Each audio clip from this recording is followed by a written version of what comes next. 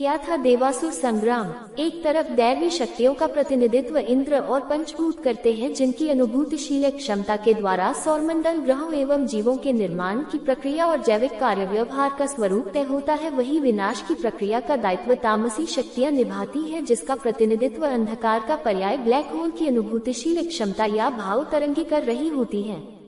योग की प्रक्रिया के द्वारा हमारे मन को विस्तृत शब्द संजाल वाले भाव समुद्र से जोड़ा जाता है, जिसके बाद साधक दैवी और तामसी भाव तरंगों के बीच इस धरती पर निरंतर चल रहे संघर्षण की प्रक्रिया को अपने मानसिक पटल पर दृष्टिगत एवं अनुभूत कर सकता है, जिसे ऋग्वैदिक महर्षियों ने देवासुर संग्राम नाम दिया था। वर्तमान समय में परवान चल रहा पौराणिक कथाकाश एवं कर्मकांड वे विधियां हैं जिसके द्वारा किसी भी समाज के जैविक कार्य व्यवहार का स्वरूप बदला जा सकता है।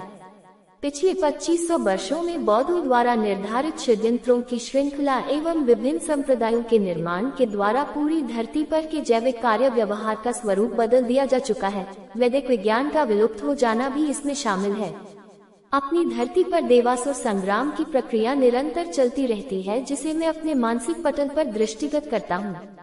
पौराणिक देवासुर संग्राम फुहर गल्पलोक मात्र है तथा लौकिकता की आड़ में ब्लैक होल से निर्देशित बौद्धों के षड्यंत्रों के चक्रव्यूह से ध्यान हटाने की साजिश भी।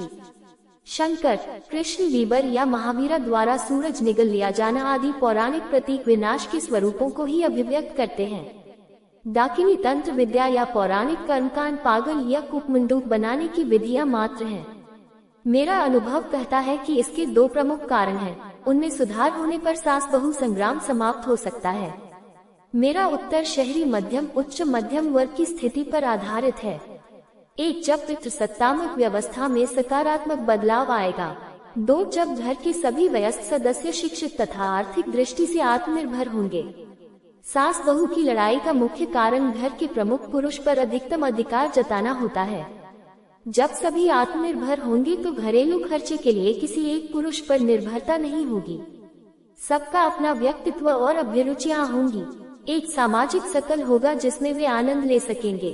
फिर समय ही कहाँ होगा कि बहू के कामों में मीन मेख निकाले या तानेबाजी करें। पर्याप्त धनार्जन होने से सहायक रखने में कोई हुज्जत नहीं होगी।